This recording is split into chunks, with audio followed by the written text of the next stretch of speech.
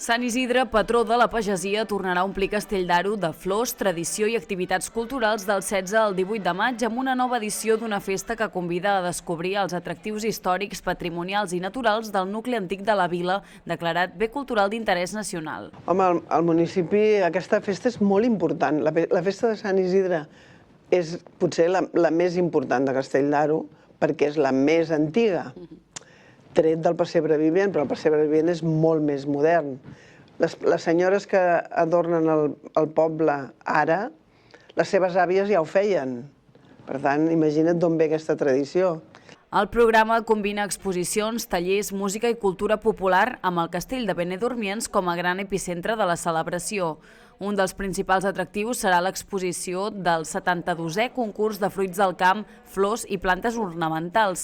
Complirà les sales i els espais exteriors del castell amb composicions florals i elements naturals. També s'hi podran veure muntatges de tapissos, una exposició de pintura de l'alumnat de l'Escola Municipal d'Art i una mostra creada per persones amb TEA de l'Associació Bioautisme.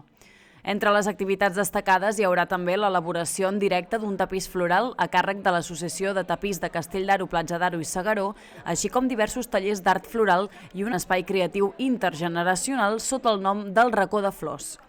La cultura popular, com dèiem, també tindrà un paper destacat i serà el diumenge amb la celebració de la paraula a l'església de Santa Maria, sardanes amb la cobla a la principal de Banyoles, una cercavila de bastoners i grallers pels carrers del nucli antic i el concert final amb la coral Vall d'Aro, músics de la banda i la participació de l'esbart dansaire Mestre Cirés de Palafrugell. Ve la banda a tocar amb nosaltres, toquen algunes de les peces que nosaltres cantem, després toquen alguna peça sols, i aquest any hem convidat a l'esbart Mestre Cirés de Palafrugell perquè vinguin a ballar algunes de les peces que cantem. Ens van dir sí, que vindrem, perquè són a la vora i potser més endavant podem continuar fent més coses. La programació s'obrirà dissabte amb una sortida etnobotànica pel bosc guiada per Mònica López, que és membre del grup Natura Externa, i es clourà dilluns amb la darrera jornada d'exposicions al castell.